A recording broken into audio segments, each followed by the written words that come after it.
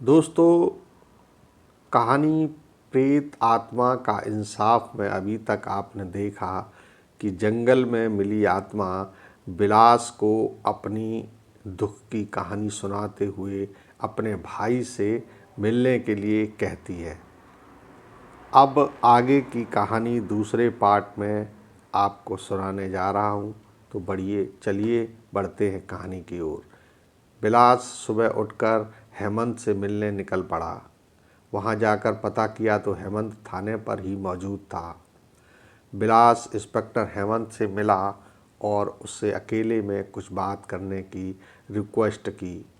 पहले तो इंस्पेक्टर हेमंत ने सोचा यह किसी अपने निजी काम से आया होगा, पर जब बिलास ने शिवानी का नाम लिया तो वह समझ गया कि ये कोई खास व्यक्ति बात करना चाहता है। हेमंत अब बिलास को पास के ही एक रेस्टोरेंट में लेकर गया।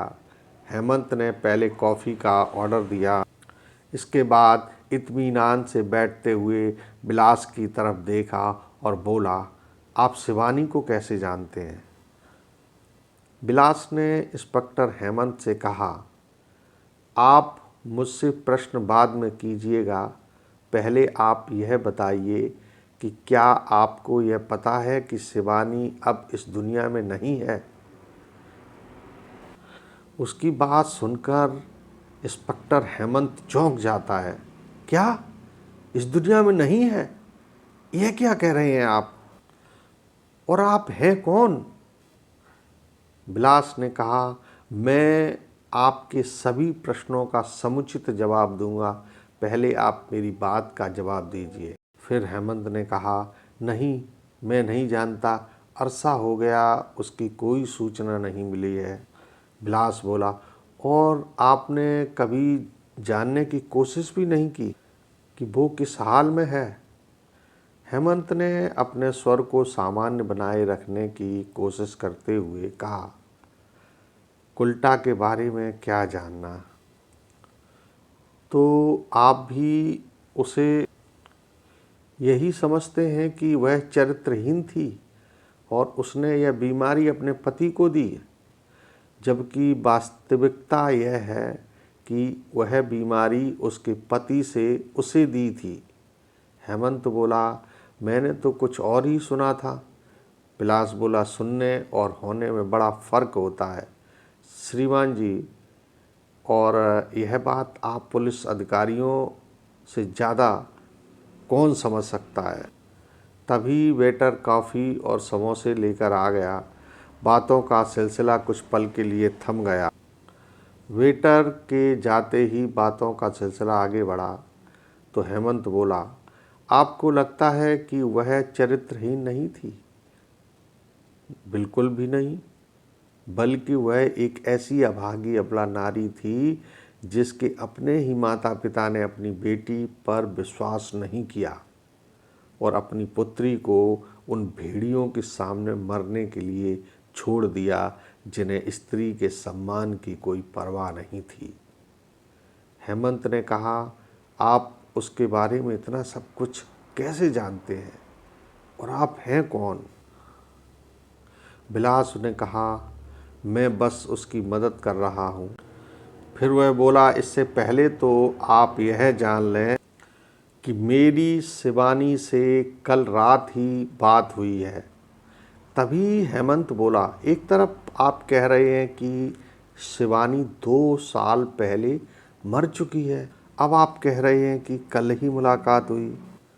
तब बिलास ने कहा, मैंने पहले ही कहा था कि आप पहल विश्वास नहीं कर पाएंगे, परंतु बाद में आपको विश्वास करना ही होगा। कुछ क्षण रुककर बिलास ने फिर कहना शुरू किया, शिवानी 2 वर्ष पूर्व ही मर चुकी है, पर उसकी हत्या होने के कारण वह अब एक प्रेत आत्मा बन गई है। प्रेत आत्मा के रूप में ही वह मुझे मिली और मुझसे सहायता की मांग की। उसकी योजना पर ही मैं आपसे मिलने आया हूँ।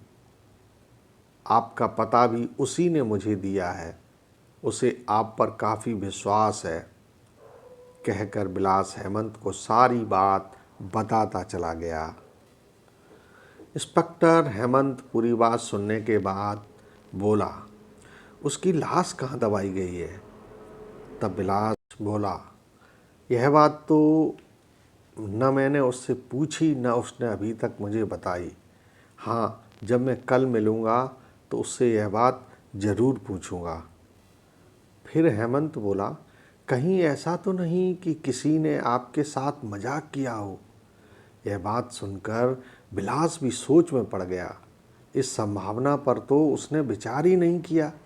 कुछ पल सोचने के बाद यह बात जम नहीं रही, क्योंकि मजाक करने के लिए कोई आधी रात का समय और ऐसी सुनसान जगह ही चुनेगा। और फिर उसे मेरा और आपका नाम कैसे पता चला? अगर इन सारी बातों पर ध्यान दिया जाए तो यही लगता है कि यह मजाक नहीं है। इसके बाद विलास वापस अपने घर लौट आता है। अब विलास के मन में एक नई धुन उत्पन्न हो गई थी। वह हर हाल में शिवानी की मदद करना चाहता था। आज वह होटल की ड्यूटी से लौटते समय उसी स्थान पर रुक गया। उसका स्कूटर ठीक था, पर वह शिवानी की कुछ पलों तक वहाँ प्रतीक्षा करता रहा कि शायद शिवानी की प्रेत आत्मा स्वयं उससे कांटेक्ट करे। परंतु जब किसी ने भी विलास से बात नहीं की तो वो उसे बुलाने की कोशिश करने लगा। शिवानी, कोई प्रतिक्रिया नहीं हुई। शिवानी, उसने इस बार जरा जोर से आवाज़ दी। इस बार भी कोई प्रतिक्रिया नहीं हुई। अब उसे लगा कि शायद शिवानी नहीं आएगी, पर आखिरी कोशिश करता हूँ। शिवानी, विलास पूरी ताकत से चिल्लाया। इस बार प्रतिक्रिया हुई। मैं आ गई, विलास ने कहा। मैं हेमंत से मिला था। पहले तो उसने विश्वास नहीं किया, फिर बाद में विश्वास करना पड़ा। अच्छा हाँ शिवानी जी, एक बात पूछनी थी। यदि मैं हेमंत को लेकर यहाँ आऊँ तो क्या तुम उससे बात करोगी? शिवानी की आत्मा बोली, हाँ मैं ज़रूर करूँगी। फिर विलास ने बताया कि हेमंत मुझसे पूछ रहा था कि शिवानी के ससुराल वालों ने उसके शव का क्या किया। तभी शिवानी ने बताया कि उन्होंने मुझे एक कार की डिग्गी में डाल लिया था और यहाँ लाकर इसी जंगल में एक गड्ढा खोदकर मुझे जिंदा उसके अंदर दफन कर दिया। इसीलिए मेरी आत्मा यहाँ भटकती रहती है। शिवानी के साथ जो हुआ उसकी ससुराल और मायके वालों ने किया, यह सुनकर मेरी आंखें भर आई थीं। इतनी दर्दनाक मौत कोई अपनी बहू को दे सकता है जानकर बहुत दुख हुआ। मैंने शिवानी से कहा, मैं तुम्हारी मौत के जिम्मेदार लोगों को उनकी सही जगह पहुंचा कर ही रहूँगा। शिवानी बोली, मैं जानती हूँ तुम बहुत अच्छे इंसान हो। अच्छा शिवानी, मैं चलता हूँ। कल कोशिश करूँगा कि इंस्पेक्टर हेमंत यानी तुम्हारे चचेरे भाई को यहाँ लेकर आने की। इसके बाद विलास घर चला गया। अगले दिन विलास हेमंत को लेकर शिवानी की आत्मा से मिलने उसी जगह पर पहुंच गया। इस बार विलास ने शिवानी नाम लेकर केवल एक आवाज़ लगाई। तभी शिवानी ने जवाब देते हुए कहा, मैं यहीं हूँ। अब हेमंत से शिवानी ने पूछा, कैसे हो हेमंत दादा? अपना नाम शिवानी के मुंह से सुनकर हेमंत की आंखें भर आई थीं।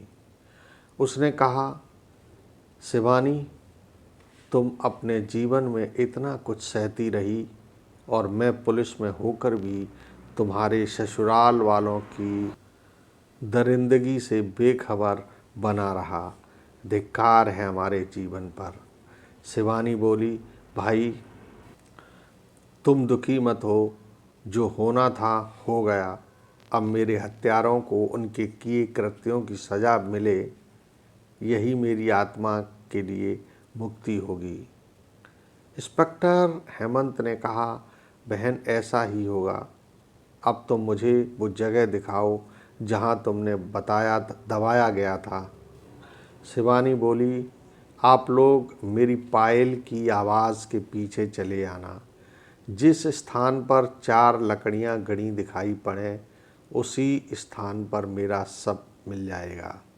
यह कहकर शिवानी पायल की धुन करती हुई चलने लगी। वे दोनों भी शिवानी की पायल की आवाज़ के पीछे पीछे चलने लगे।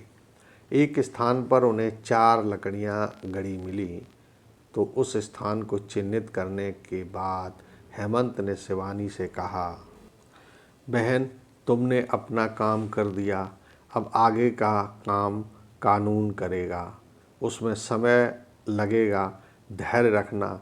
वैसे मैं प्रयास करूंगा कि यह काम जल्दी से जल्दी हो जाए। इसके बाद वे दोनों अपने अपने घर लौट आते हैं। अब विलास और शिवानी की मुलाकात होती रहती थी।